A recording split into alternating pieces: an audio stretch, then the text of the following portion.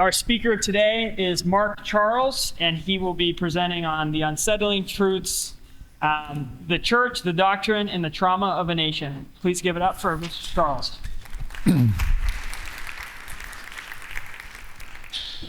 Well, yate, everybody. So, yate. Please allow me to introduce myself. So, Mark Charles, Yinishya. In our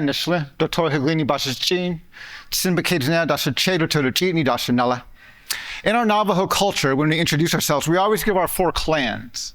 We're matrilineal as a people, and our identities come from our mother's mother. My mother's mother is American of Dutch heritage, and that's why I say Tsinbeke. Loosely translated, that means I'm from the wooden shoe people. My second clan, my father's mother, is Tohiglini, which is the waters that flow together. My third clan, my mother's father, is also Tsinbeke. And my fourth clan, my father's father, is Totochitni, and that's the Bitterwater clan. It's one of the original clans of our Navajo people. I am a dual citizen of the United States and the Navajo Nation. I moved from our traditional lands in the Southwest to Washington, D.C. about almost 11 years ago now. Been living there with my family. But I want to start by acknowledging the people of the land we're on right now. And we are on the land of the Shawnee. And I want to acknowledge the Shawnee as the host people of the land. This is the nation that they were living here, they were hunting here, they were farming here, they were fishing here. They were raising their families here and burying their dead here long before Columbus got lost at sea. And they're still here. So I want to acknowledge the Shawnee as the host peoples of these lands. I want to thank them for their stewardship of these lands. And I want to just state and remind us all to walk humbly on these lands, understanding there's a history, a story that goes far beyond what was written in our books.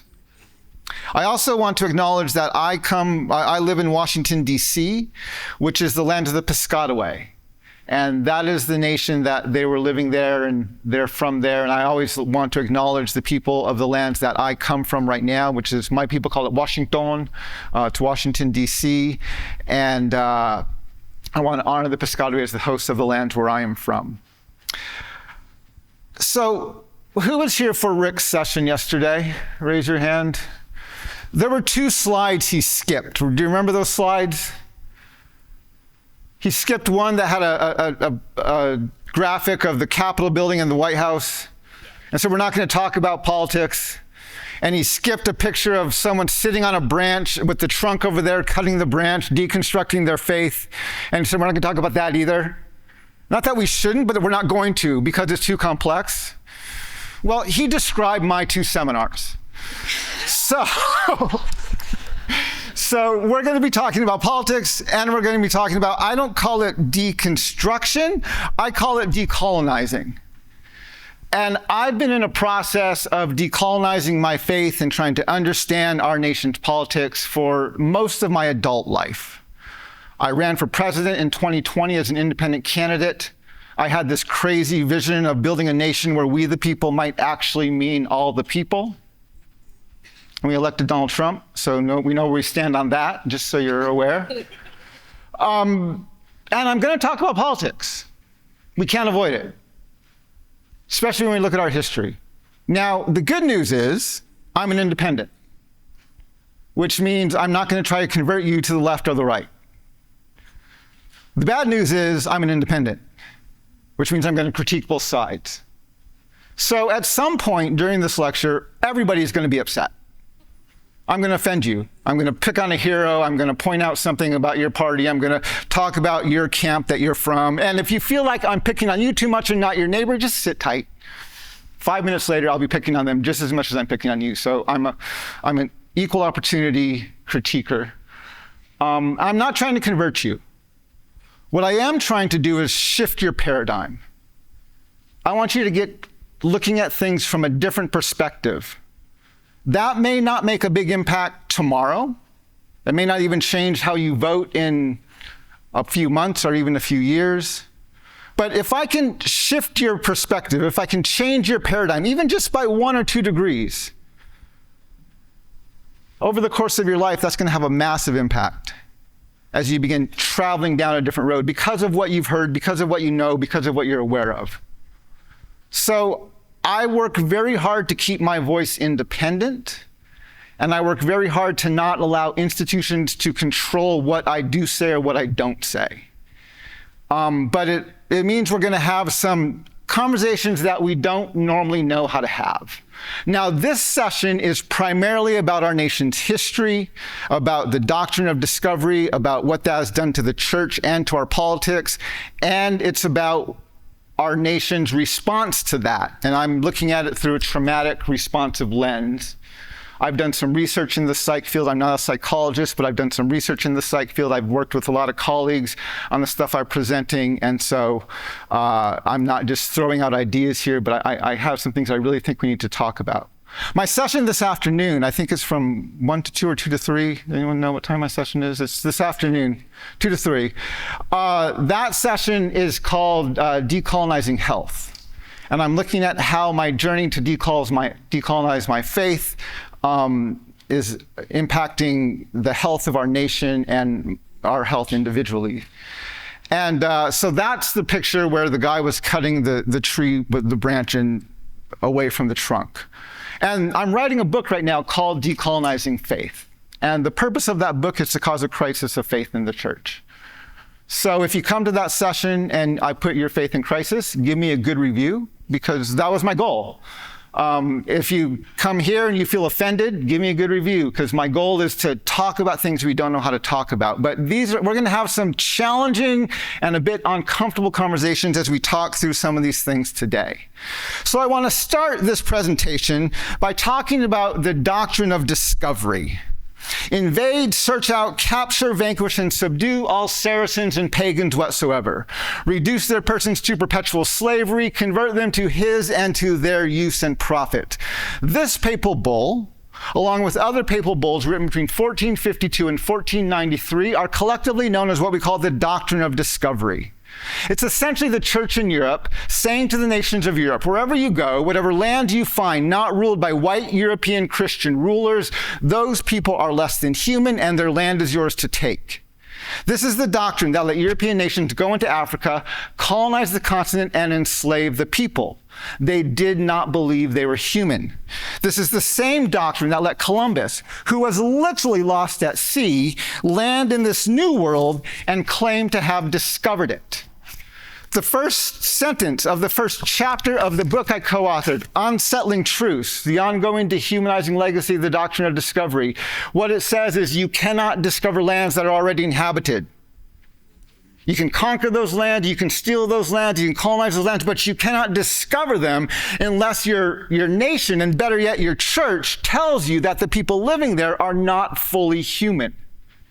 If you don't believe me, leave your smartphones, your laptops, your car keys, your Starbucks card sitting on your table. I'll be happy to come by and discover them for you. Right? It's not discovery. And so the challenge with this doctrine is it's become embedded into the foundations of our nation. So in 1763, King George draws a line down the Appalachian Mountains, and he says to the colonies that are here that they no longer have the right of discovery of the empty Indian lands west of Appalachia. This upset the colonists. They wanted access to those lands. So a few years later, they wrote a letter of protest. In their letter, they accused the king of raising the conditions of new appropriations of land, and they went on to state that he has excited domestic insurrections amongst us and has endeavored to bring on the inhabitants of our frontiers the merciless Indian savages. They signed their letter on July 4th, 1776. Literally 30 lines below the statement all men are created equal, the Declaration of Independence refers to natives as merciless Indian savages, making it very clear the only reason the founding fathers used this inclusive term all men, because they had a very narrow definition of who was actually human. A few years later, these same men, by and large, wrote another document. This one sounds more inclusive, right? When I ran for president, I said to the people who I was campaigning to, I said, if you think the Constitution was written to include everyone, get into a large, diverse group and read the document out loud. Let's read this out loud together, okay? We the people of the United States, in order to form a more perfect union, establish justice, ensure domestic tranquility, provide for the common defense, promote the general welfare, and secure the blessings of liberty to ourselves and our posterity, do ordain and establish this Constitution for the United States of America. Anyone see anything troubling in there? Posterity? Good. That is a troubling line. Why? So first, let's look at the word liberty, okay? Let's look at liberty first. Liberty, according to Webster's dictionary, the A1, the first definition, is the quality or state of being free, the power to do as one pleases. Okay, that's how liberty is defined generally. Posterity, and this is the AI overview. AI is not good for a lot of things. It's not AI. It's basically a good text predictor. It's a large language model. But it's not smart, but it's good at summarizing or gathering things. And so I got an AI summary of posterity. It says that posterity refers to all future generations of people and descendants of a specific person.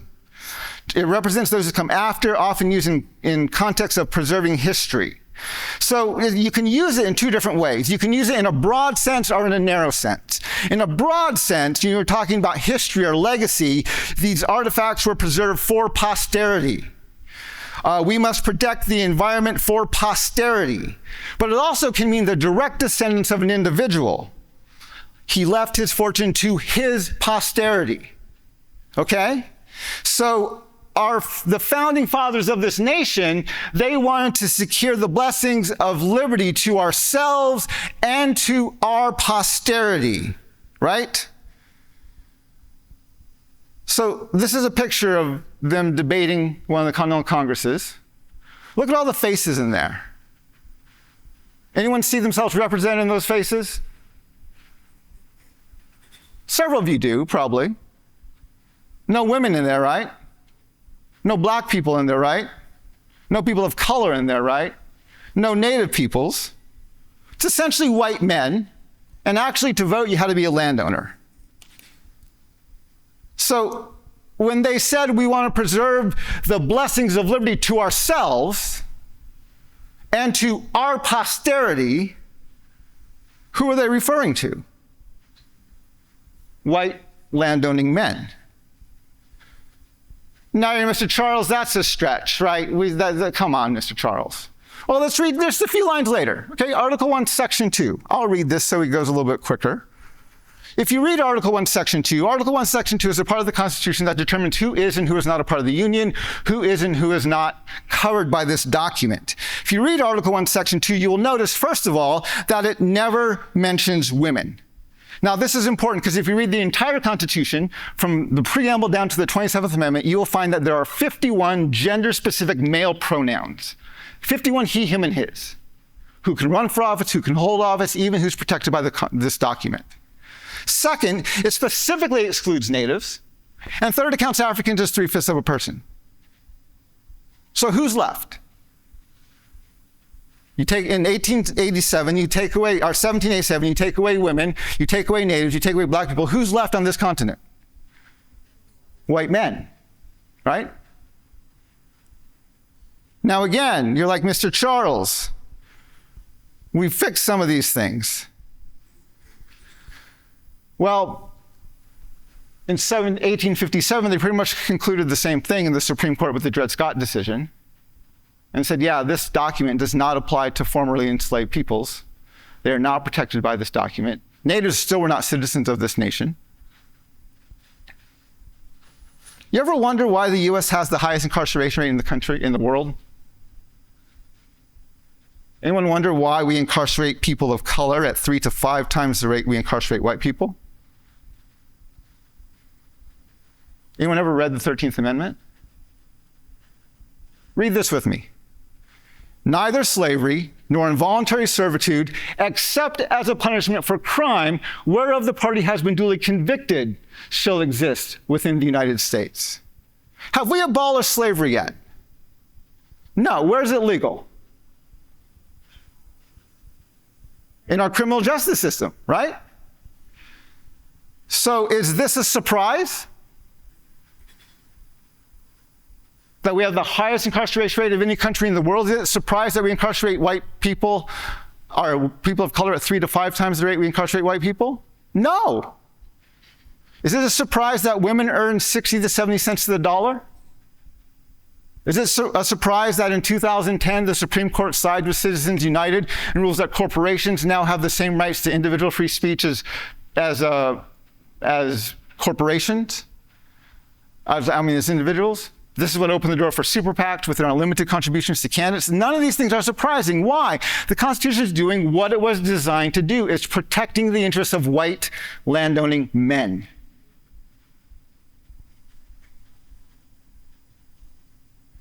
In 1823, we had a Supreme Court case. It was Johnson versus McIntosh. This is two white men of European descent. They're litigating over a single piece of land. One of them acquired the land from a native tribe. The other one got the same land from the government. They want to know who owned it, who had the right to sell the land. This was the John Marshall Court, considered one of the greatest Supreme Court jurists in our nation's history. And they had to determine the legal precedent for land titles. They ruled that it was discovery that gave title to the land. Discovery, not a treaty, but discovery. And then, because that might actually imply natives had some sovereignty over our lands here, they went on to write, but the tribes of Indians inhabiting this country were fierce savages whose occupation was war and whose subsistence was drawn chiefly from the forests. To leave them in possession of their land was to leave the land a wilderness. Basically, they're saying Indians, natives are like occupants of the land, whereas white people, Europeans, are the owners of the house. This creates, along with a few other cases in the 1820s and 1830s, the legal precedent for land titles. That precedent and the doctrine of discovery are referenced by name by the Supreme Court in 1954, in 1985, and most recently in 2005. I have a TEDx talk online. I invite you to listen to it. Just Google Mark Charles TED Talk. You'll find it on there. It's about these court cases. I look especially at the 2005 court case, which I identify as one of the most white supremacist Supreme Court opinions written in my lifetime. And it was written and delivered by Ruth Bader Ginsburg.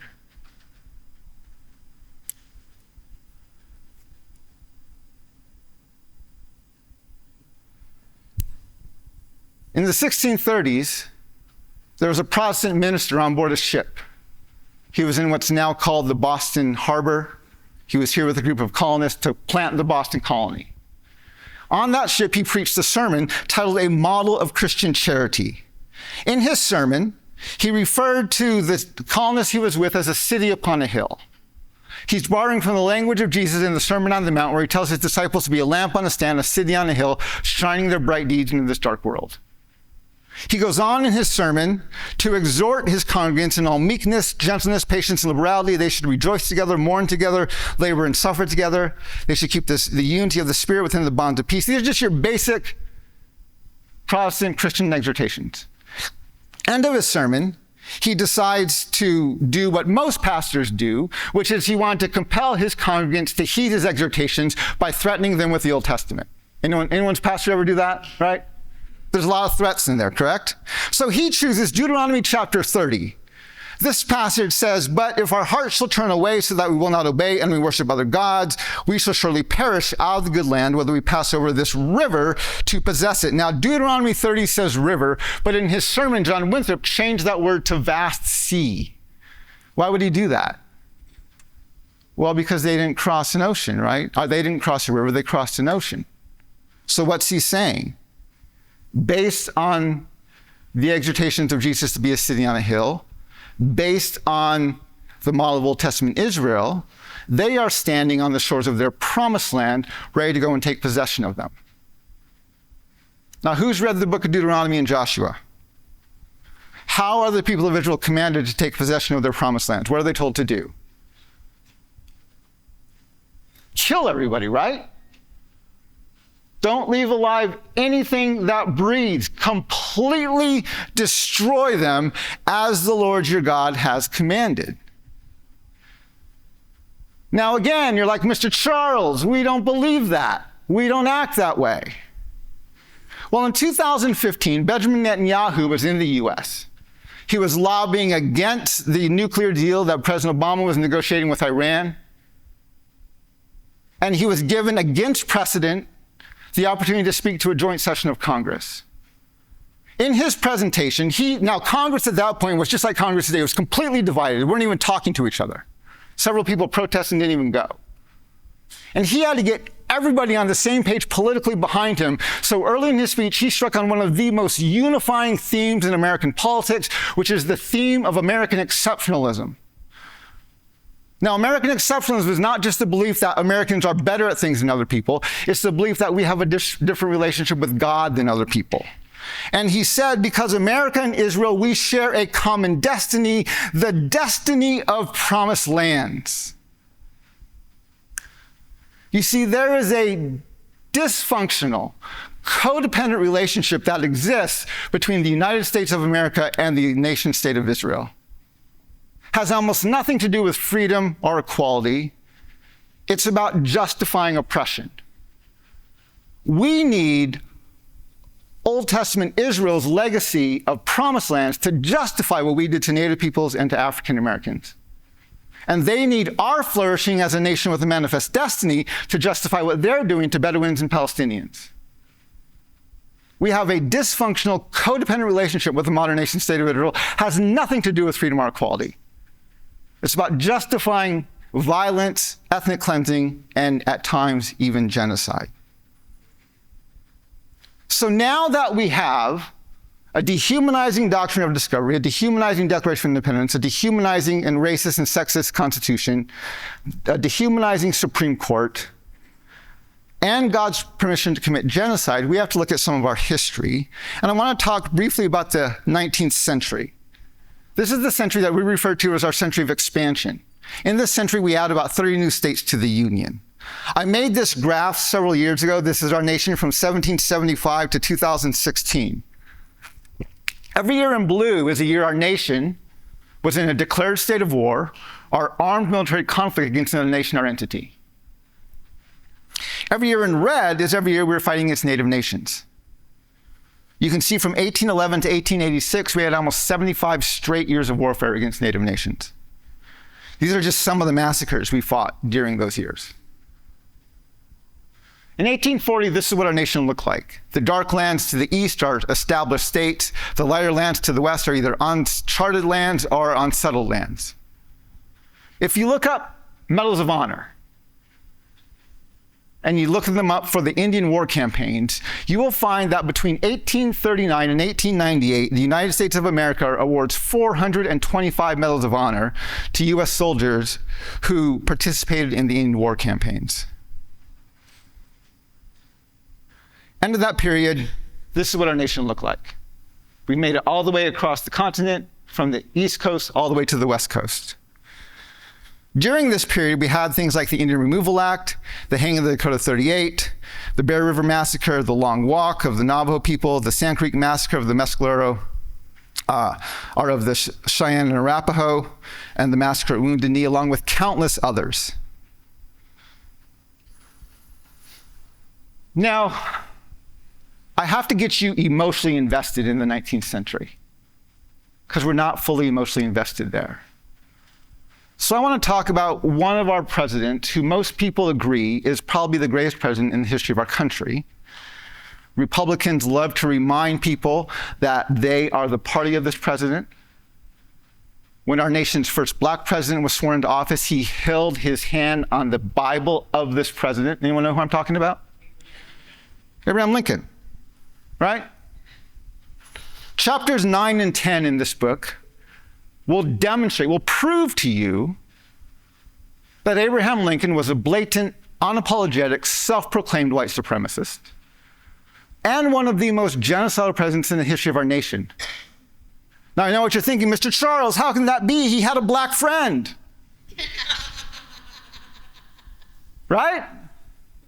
Well, he did have a black friend, but that didn't change his beliefs or his behavior. So let me introduce you briefly to Abraham Lincoln in his own words. In September of 1858, he was running for Senate in the state of Illinois, and he was debating Judge Stephen Douglas. Now, he had to introduce himself on the national stage in this debate. And so this is what he said. I will say then that I am not, nor ever have been in favor of bringing about in any way the social and political equality of the white and black races. That I am not, nor ever have been in favor of making voters or jurors of Negroes, nor of qualifying them to hold office, nor to intermarry with white people. I will say in addition to this that there is a physical difference between the white and black races, which I believe will forever forbid the two races living together on terms of social and political equality. And insomuch as they cannot so live while they do remain together, there must be the position of superior and inferior, and I, as much as any other man, am in favor of having the superior position assigned to the white race. Why did he introduce himself that way? Well, remember just a few years ago, we had a major Supreme Court case before a midterm election, right? About a woman's right to choose. And we overturned Roe versus Wade. And anyone who ran for office in that election had to take a stance on Roe versus Wade. Well, remember in 1857, we had another major Supreme Court case about the civil rights of black people. And so Abraham Lincoln was absolutely agreeing and saying, I agree with the Dred Scott decision. I have no intention of making voters or jurors of black people or allowing them to hold office or to intermarry. I do not believe they are equal. I believe we are superior to them. For the sake of time, I'm going to skip some of these because we have a lot to go through. Again, chapters 9 and 10 of my book. Hardest chapters you'll probably read in your entire life. Anyway. No, parts of the Bible are harder, but anyway. 1862, Abraham Lincoln signs the Homestead Act and the Pacific Railway Act. The Homestead Act allocates 160 acres to anyone who's willing to go west and homestead for 5 years. The Pacific Railway Act provides the land and the resources to complete the Transcontinental Railway. Now, in the next 2.5 to 3 years after he signed these bills, Abraham Lincoln goes on a rampage. There's several massacres that are highlighted in our book, the book I co-authored. But I want to highlight one of them for you, which is the Bear River Massacre. Because I didn't learn about this one until after I wrote the book. In the frigid dawn of January 29, 1863, Sagwitch, a leader among the Shoshone of Ogie, our big river, in what is now Idaho, stepped outside his lodge and saw a curious band of fog moving down the bluff towards him across a half-frozen river. The mist was no fog, though. It was steam rising in the sub-zero air from hundreds of U.S. Army foot soldiers, cavalry, and their horses. The army was coming for his people. Over the next 4 hours, the 200 soldiers under Colonel Patrick Connor's command killed 250 or more Shoshone, including at least 90 women, children, and infants. The Shoshone were shot, stabbed, and battered to death. Some were driven into the icy river to drown or to freeze. These are the massacres, 4 of the massacres that Abraham Lincoln oversaw after he signed those 2 bills. 8 days after the final one, the Sand Creek Massacre in 1864, Abraham Lincoln gave his annual address. And in his annual address, he said the great enterprise of connecting the Atlantic with the Pacific states by railway and telegraph lines has been entered upon with a vigor that gives assurance of success.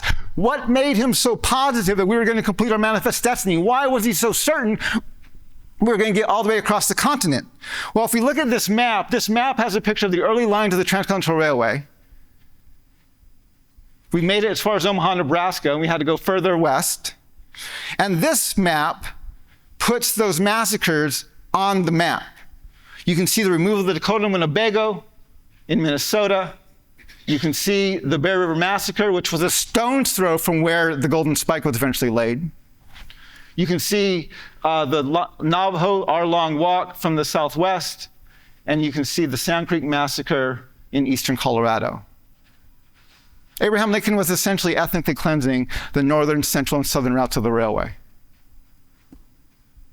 literally making him one of the most genocidal presidents in our nation's history. After I lay that out in the book, I compare him directly to Hitler. And you can't bat an eye. His vision, his mentality was the same.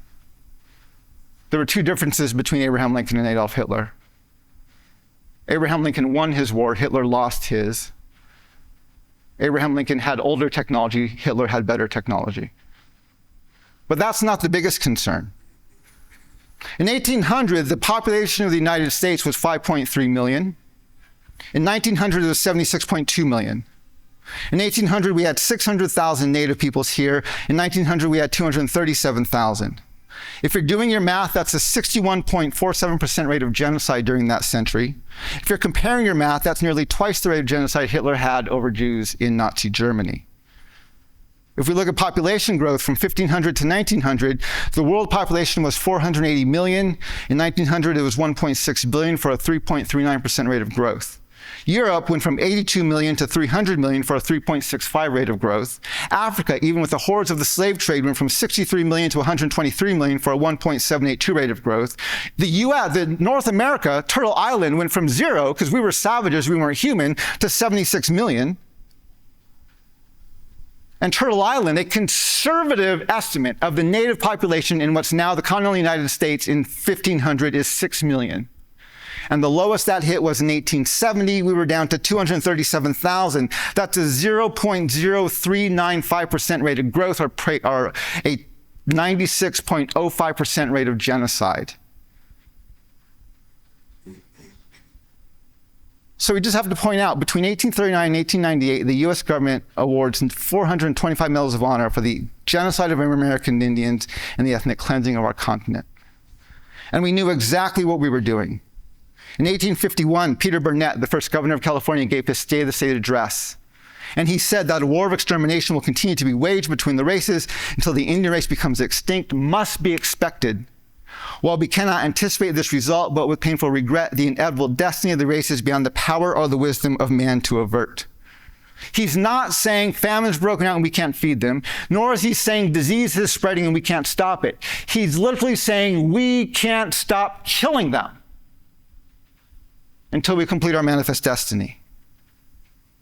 And this is perfectly in line with Promised Land theology. When Joshua subdued the whole region, including the hill country, the Negev, the western foothills, and the mountain slopes, together with all their kings, he left no survivors. He totally destroyed all who breathed, just as the Lord, the God of Israel, had commanded.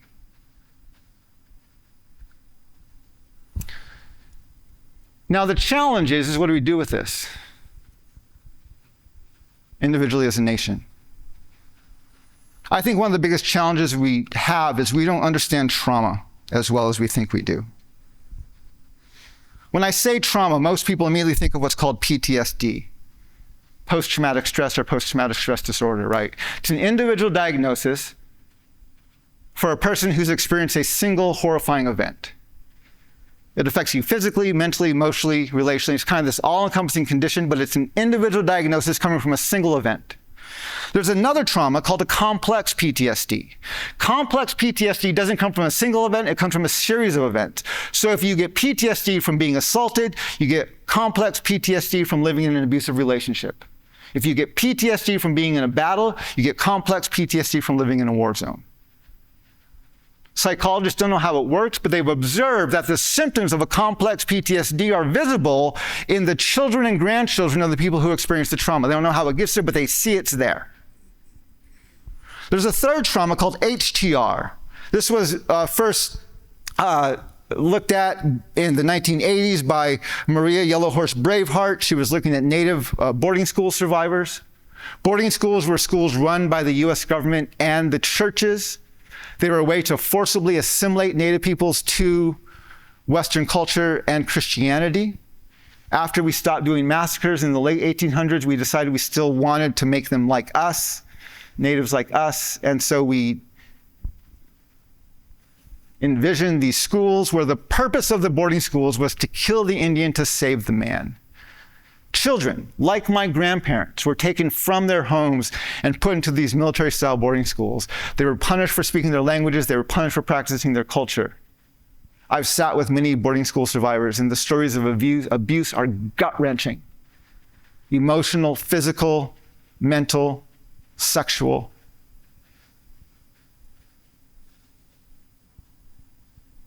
And Maria Yellowhorse Braveheart was looking at this. And she came up with what she called HTR, historical trauma. It's not an individual diagnosis. It's how psychologists understand the dissatisfaction in a broad community.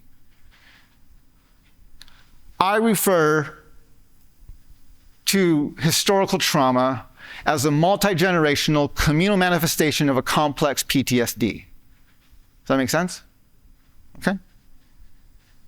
So knowing that, and you can see HTR, not just in Native peoples, you can see it in African Americans after enslavement, or segregation, or Jim Crow. You can see it in Japanese Americans after internment camps. You can see it in Jewish communities after the Holocaust, right? It's visible in all these communities. And so when I go out and speak, I'm aware that many members of my audience, especially people of color, are experiencing either PTSD, complex PTSD, or historical trauma, or maybe even all three within the same body. And I can prepare for that, and I can gauge how I'm speaking, and I can present things in a certain way and be aware of the reactions and responses that we might get.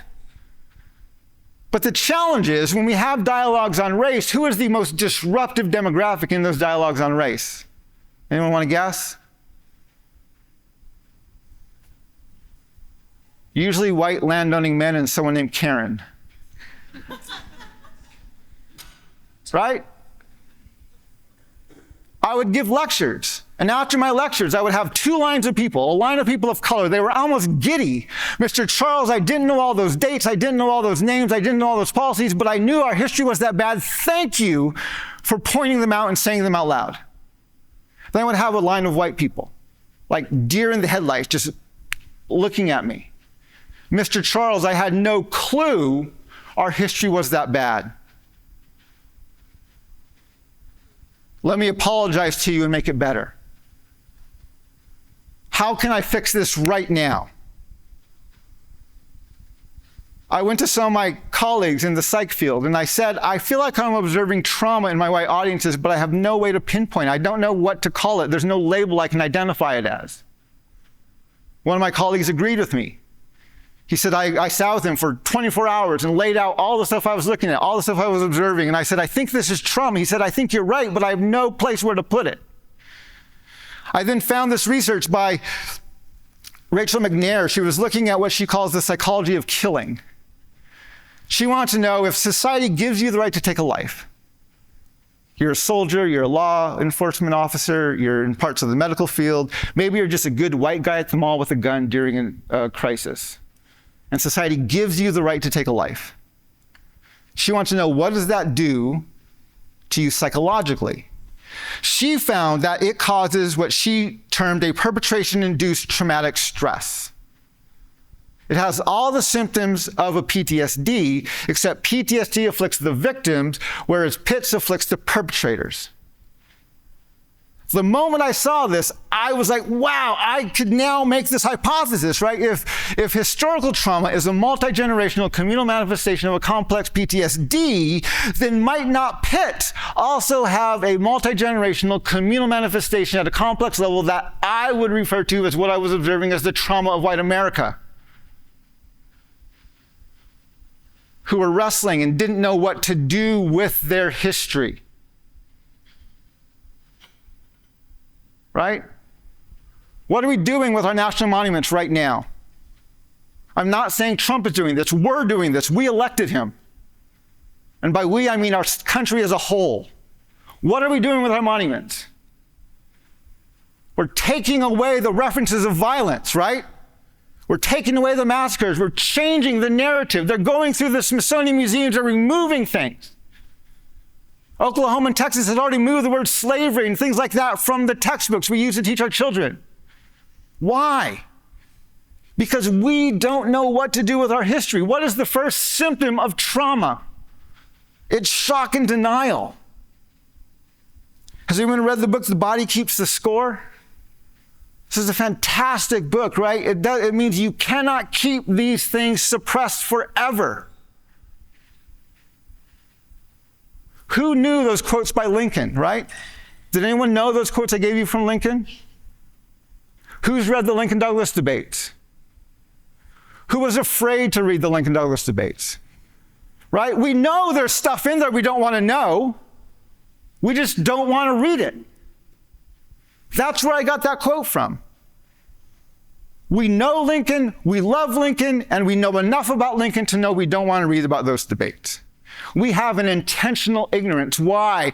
Because we are in an intentional state of shock and denial. We don't want to know what we don't know. So when you look at what's going on in our nation today, through this understanding, this lens of this traumatic response, things begin to make sense, right? Things begin to make sense. I can give you just a preview of my next seminar, where I'm decolonizing my faith. Only women can answer this question, okay? Who's read the story of Jesus' interaction with the Canaanite woman? Put your hand up. Who has heard a satisfying sermon by a male pastor on that passage? Anyone? Very few of us, right? Why? Because Jesus isn't loving that woman if you read the text plainly, correct? I didn't come for you. Why would I give to the dogs what was meant to the kids? Do you know what the word for dogs in Navajo is? It's like chaya. You know what that means? The ones who eat shit. Because they do. And I think first century Rome had a much more similar understanding of dogs to the Navajo than 21st century Americans do. You guys walk your dogs. You guys cook for your dogs. You guys pick up the poop for your dogs. Your relationship with your dog changes radically once it realizes you pick up its poop. That passage is a whole lot easier to understand, at least. Not theologically, but historically, if you just recognize Jesus is acting with some ethnocentric and maybe even sexist attitudes here. Now you have a theological problem, but at least the passage makes more sense. Again, the purpose of the book is to cause a crisis of faith in the church. But this is the same thing here. If we look at what we're doing, right? When we have a nation with its first black president sitting in an Oval Office that was never designed, that had a constitution that didn't even acknowledge the existence of people of color, that was written to protect the rights and the interests of white landowning men, what do you think would be the traumatic response of a nation in a state of shock and denial to their first black president?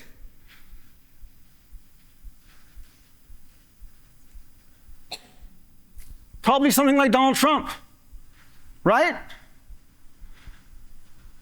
We don't know what to do with our history. We don't know how to talk about it. We are still in a state of shock and denial. If you want to work through a trauma, you have to learn how to talk about it. Most people of color are past the state of shock and denial. Why? Because we've learned how to talk about it. White people do not know what to do with this history, and it's ripping them apart. And just to demonstrate that to you, I want to talk about an article in the New York Times Magazine about the Hiroshima pilot who became a symbol of anti-nuclear protest. It's written by Anne Harrington in August of 2020. Every year, the bombings of Nagasaki and Hiroshima go by almost unnoticed in our country. President Trump made a joke about that to the Prime Minister of Japan in the Oval Office just a few weeks ago. I want to read this for you. The B-29 bomber banked hard to avoid the blast. The explosion lit the plane's interior with a brilliant flash, so bright that some of the aviators momentarily thought they had been blinded. More than one noted a strange metallic taste in his mouth. A loud clap broke around them as the first of 3 shock waves hit, causing the plane's aluminum body to vibrate violently. Looking down, they saw the fireball unfurling. The American airmen who flew the mission to drop the atomic bomb on the Japanese city of Hiroshima on August 6, 1945, were witnessing a man-made cataclysm unlike anything seen in the previous history of human warfare. They watched as fire swallowed the city whole. It was like no ordinary fire, a crew member later recalled. It contained dozens of colors, all of them blindingly bright. Just when it appeared that the explosion was subsiding, the kind of mushroom a kind of mushroom spurted out the top and traveled up to what some say was a distance of 60 to 70,000 feet. The atomic bomb was the most ferociously deadly weapon ever created by human ingenuity, a technology that multiplied the power of these few men and planes to a degree out of all comprehensible scale. In Hiroshima alone, some 70,000 people were killed instantly, a horrific deed fit for gods or monsters. But overhead in their plane, the airmen were normal men in human bodies, no more able than anyone else to fully comprehend or bear responsibility for the mission they had been chosen to execute. Several times a year, I post on my social media that white people aren't superior. Why do I do this? Because we're good at saying Black Lives Matter, Native Lives Matter, LGBTQ lives matter, right? We want to elevate the people from the margins and bring them up. The problem is we have a white culture that believes it's above everybody else. And if we want to have an interaction on the plane of humanity, yes, we have to elevate those who are marginalized. We have to lower those who think they're better. And our nation has a history of ethnic cleansing and genocide, deeds and violence and acts that are on the level that are fit for gods or monsters, and we are neither. And the body keeps the score. That trauma will come out in abuse, in violence, right? It's no mistake that President Trump threatened to destroy Iranian civilization last week. It's no mistake that when Joe Biden was contemplating a terrorist attack in Iran just a few years ago, that he said, those who have served through the ages in our military have drawn inspiration from the book of Isaiah, when the Lord says, whom shall I send and who shall go for us? And the American military has been answering for a long time, here am I, Lord, send me. Here I am, send me. Joe Biden is every bit the white Christian nationalist that Donald Trump is. If you think this is a partisan problem, you're not paying attention. The problem is we have two news bubbles, right? We have CNN, we have Fox News, which most people know about. It's a news bubble. But CNN and MSNBC are also a news bubble. And most of our majority media leans left. So they're not going to talk about these things. Why? Because it would destroy their advertising demographics. Fox News doesn't have the theological acumen to understand what they're saying, so they're not going to talk about it. And so they get by declaring white Christian nationalism. And people either applaud or no one takes notice. This is a bipartisan value. Because our nation does not know what to do with our history.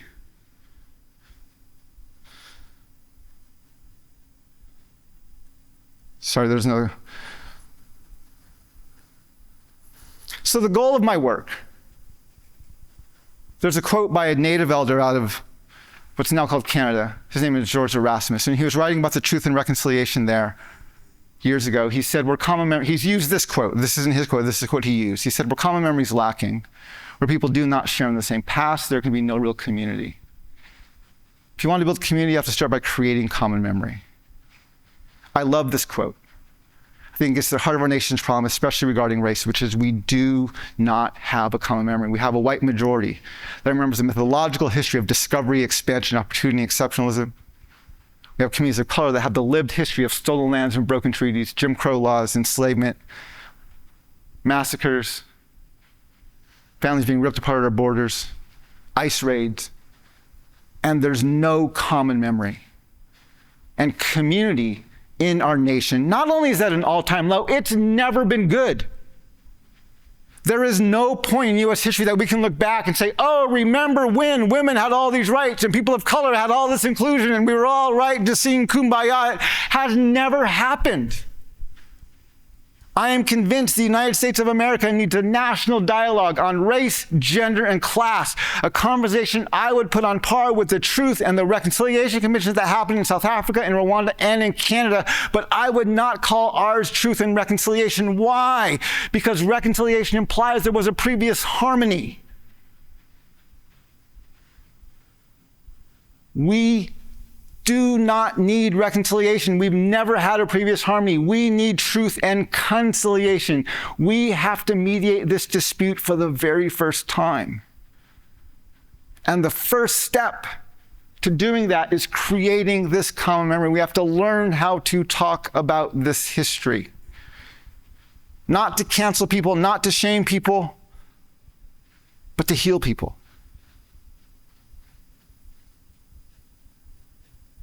My relatives, this has been a challenging lecture. I'm grateful for your attention, for sitting and listening.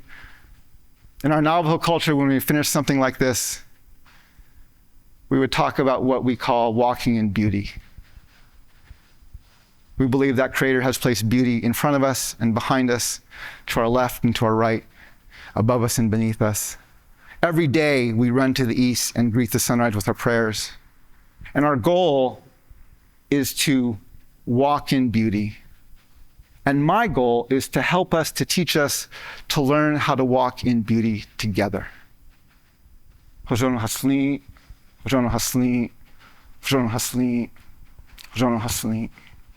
you.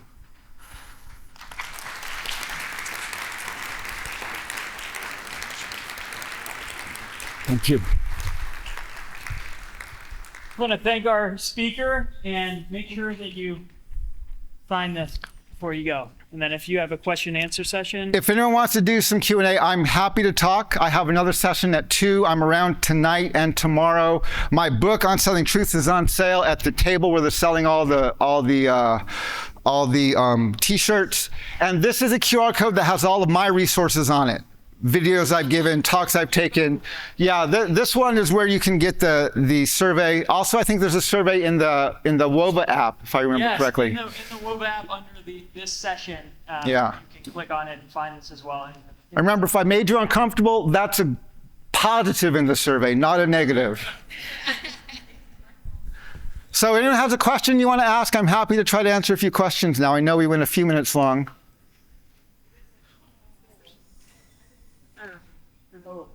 That's a board? That's a session 3. Oh, okay. That's the one you want to do. I'm sorry. Yes, over here. This was mind-blowing and helpful. Thank you. I have a question. You ended with the concept that if we've never had harmony, then reconciliation is the wrong way to look at it, right? I guess maybe can you say a little bit more about how or why two groups of people or any groups of people would want to come together if they've never imagined harmony? Like, why would they want it? So, I can't speak for everybody, but as someone from a native worldview, right, I believe that we're all human. And we all exist on the food chain. Now, that's actually contrary to Western culture. Western culture, I'm going to talk about this in my next session, believes that humans are separate from nature. But that's not a native worldview at all. I believe we're all human, and we're a part of the food chain. And if we're going to exist, survive, understand and know God, who is creator, how do we live better together, we have to learn how to walk together. We have to learn how to communicate. We have to learn how to help and how to exist in the same space.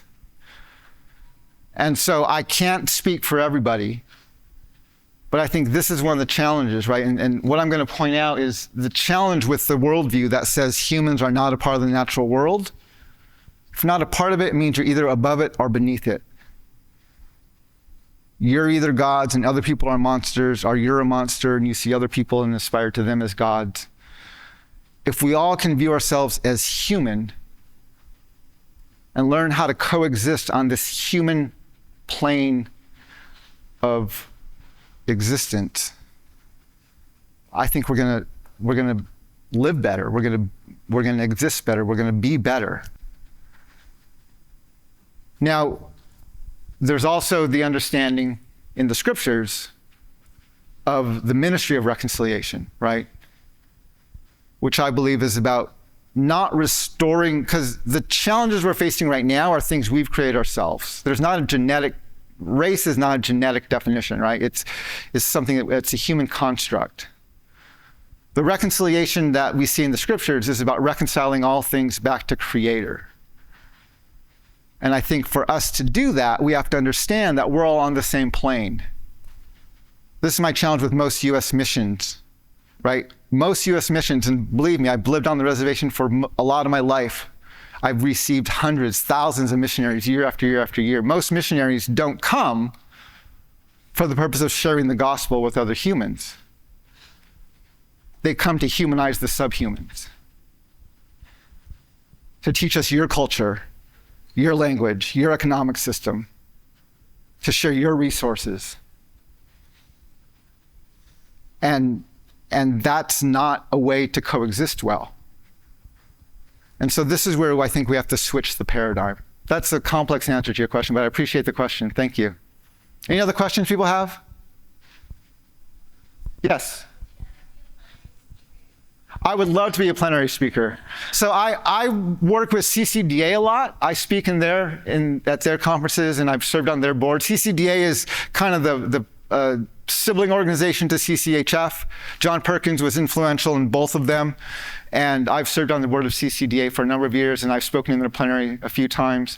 My co-author and I give a seminar on this content once a year, and our seminars are two the largest seminars in the conference. If you ever ask people about the Memphis CCDA conference, that's when my co-author and I, before we published our book, we spoke back to back on the plenary stage and just blew the doors off of people. So I would love to be a plenary speaker. I love that way to kind of engage people in these dialogues. But yeah, that'd be a lot of fun. Any other questions? I'm around. I learned that when I give presentations like this, it's helpful to stay another day, because most of you are in a state of shock and denial or traumatic response right now.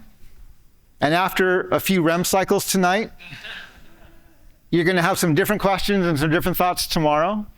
So I think I'm around for an hour or two in the morning. I have to fly out later in the morning tomorrow. I'm around this evening, so even if you take a nap, come find me later. But yeah, and my next session, we're going to not repeat this information, but build on it as we look at that graphic with cutting the limb where it looks like we're going to fall off. And what does it mean to decolonize our faith and ask some of these hard questions, like I laid out about the Canaanite woman. What do we do with these passages that, if we're honest with ourselves, say things that challenge us to our core theologically? So I can't have my relatives. Thank you all. It's great to have you here.